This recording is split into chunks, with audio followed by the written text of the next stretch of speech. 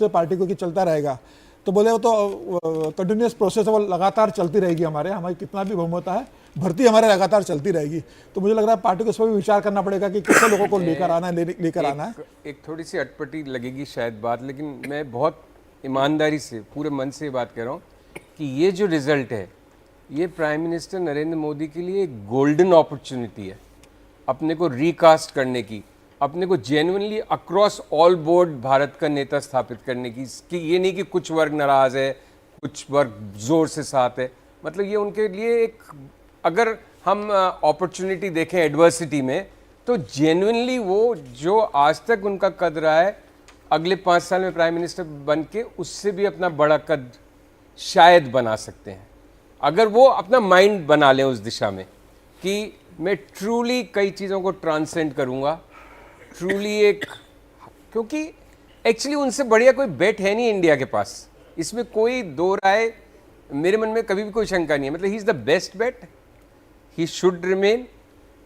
But अगर वो इस अपॉर्चुनिटी को इस्तेमाल करके अपने सारे सिस्टम में थोड़ा बहुत बुनियादी परिवर्तन लाएं, जिसको लेके आलोचना होती है, ये एजेंसीज, ये एक तरफा फलाना ठिकाना, उन सब बातों को लें और जेन्युइनली सबको, क्योंकि भारत में शिव जी की बारात का नेता ही अल्टीमेटली लॉन्ग रन में चलेगा, क्योंकि हमारा देश ही शिव जी की बारात है।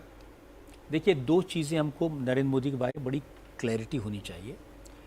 पहली बात तो ये जो 241 सीटें बीजेपी को आई हैं, उन्हीं की अगर नरेंद्र मोदी नहीं होते तो नहीं आ सकती, बिल्कुल, और साफ हो सकती थी। ये कई बार बीजेपी के साथ पहले हो चुका है। अटल बिहारी वाजपेयी ने भी बहुत अच्छी सरकार चलाई थी, उनका बहुत नाम था, बहुत कद था, लेकिन स्ट्रेटेजिक मिस्टेक्स हुई। नरेंद्र मोदी के पार्टी में स्ट्रेटेजिकल मिस्टेक्स होने के बाद भी वो 240-242 सीटों पर पहुंचे, ये बहुत बड़ी बात है। दूसरी बात, जब वो तीसरी बार देश के प्रधानमंत्री बनेंगे तो पंडित जवाहरलाल नेहरू की बराबरी कर लेंगे, ये अपने आप में बहुत बड़ी उपलब्धि है। और तीसरी बात जो आप कह रहे हैं कि उनको बदलना चाहिए, नरेंद्र मोदी बदलने वाले हैं नहीं। 13 साल गुजरात में उनके ऊपर क्या क्या प्रहार नहीं हुए, पार्टी से, मीडिया से, ऑपोजिशन से, उस समय की सरकारों से नरेंद्र मोदी नहीं बदले। 10 साल में उनको बदलने की बहुत कोशिश की गई, तरह तरह के इल्ज़ाम, तरह तरह की बातें उनके ऊपर कही गई। ये जो सब बातें हम सुनते हैं वो उन तक भी पहुंचती हैं, लेकिन वो अपने रास्ते पर चलते हैं, वो बदलते नहीं हैं। और मुझे नहीं लगता कि 242 आ जाएं, कि 272 आ जाएं, कि 400 आ जाएं, he will remain the same, वो बदलेंगे नहीं। हाँ, उनको सरकार चलाना आता है और वो बाकी पार्टियों को लेकर के सरकार चला लेंगे, इसमें भी मुझे कोई शक नहीं है। देवेंद्र, कोई खबर अगर बीजेपी कैंप से मिल रही हो इस वक्त तो? फिलहाल तो सिर्फ बार बार वो यही बता रहे हैं कि हम लोग अब सरकार बनाने को लेकर उस पर हमारा मंथन चल रहा है। क्योंकि मैं ये पूछ रहा हूँ बार बार कि क्या अभी भी डाउट है कि यहाँ से जो नंबर्स हैं 298 के वो नीचे भी जा सकते हैं, तो उस बात को लेकर वो लोग निश्चिंत हैं।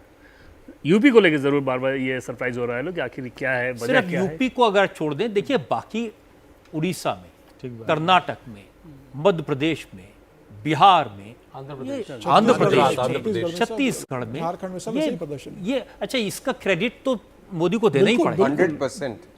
कोई छत्तीसगढ़ में वो साय साहब के नाम पर तो वोट मिले नहीं है, नड्डा मध्य जी को प्रदेश तो में नहीं कोई दे सकते मोहन credit। यादव के नाम पर तो वोट, ये सब नरेंद्र मोदी के नाम पर है। बिल्कुल है। मैं उत्तर प्रदेश के वोटिंग परसेंटेज देख रहा था, अभी तक के बीजेपी को करीब 42%, 42% वोट मिला है। बसपा 9% पे है। तो जो आप कह रहे थे जो बटा हुआ 9% है वो किसको गया है?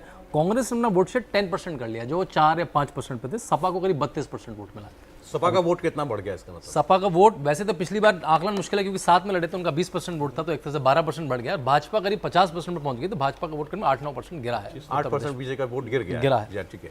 ओवरऑल अगर आप देखेंगे तो बीजेपी का वोट अभी नेशनली जो दिखाया जा रहा है वो 38.5% है। 1.5% उसमें इसलिए क्योंकि तमिलनाडु में 10% वोट हो गया, केरला में 16% वोट हो गया, और पंजाब में 17%, सीट नहीं आई लेकिन 17% वोट है, जो शिरोमणि अकाली दल से ज्यादा है, उसको केवल 13% वोट है। वोट में अगर आप देखेंगे तो वोट परसेंटेज तो देश में बीजेपी को उससे ज्यादा ही मिला जितना पिछली बार मिला था। ज्यादा लोगों ने वोटरों की बीजेपी को कमाई वोट तो किया। करी है नरेंद्र मोदी ने, वोटर तो आया है भाजपा की तरफ, वो सीट में कन्वर्ट नहीं हुआ बहुत जगह।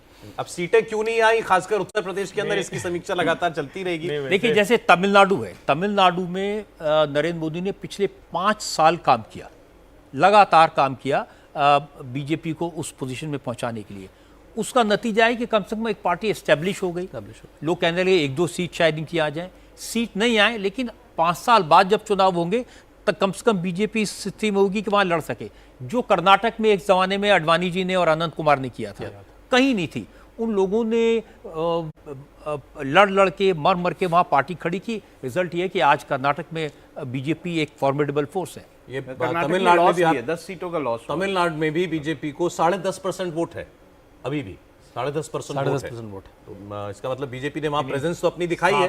7% वोट बढ़ और अन्नामलाई 3% था पहले, 3.5% था, तो 10.5% बीजेपी का 3 गुना बढ़ गया है। वोट बढ़ गया। अन्नामलाई अपनी सीट पे दूसरे नंबर पे हैं, करीब 18,000-19,000 वोट। ऐसे ही कोई पार्टी अपनी जगह बनाती है।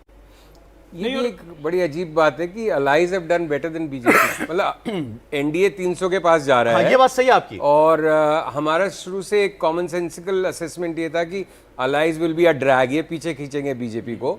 लेकिन बीजेपी को अगर 300 के आसपास ले जा रहे हैं तो एनडीए के अलाइज ले जा रहे हैं। मेरे ख्याल से वो उत्तर प्रदेश के कारण ज्यादा है। एक्चुअली वो उत्तर प्रदेश है, वरना तो अलाइज ऐसा नहीं है। आप जो कि आंध्र प्रदेश जुड़ गया, इसलिए आपको अलाइज का नंबर ज्यादा दिख रहा है, वरना शिवसेना जेडीयू के बारे में तो कहा जा रहा है ठीक है वो ड्रैग करेंगे, लेकिन इतना ज्यादा ड्रैग नहीं करेंगे। 35 से 40 के बीच की बात की जा रही थी बिहार में, क्योंकि बिहार में जो सोशल इक्वेशन है उस पर तो वैसे भी फिट बैठते हैं।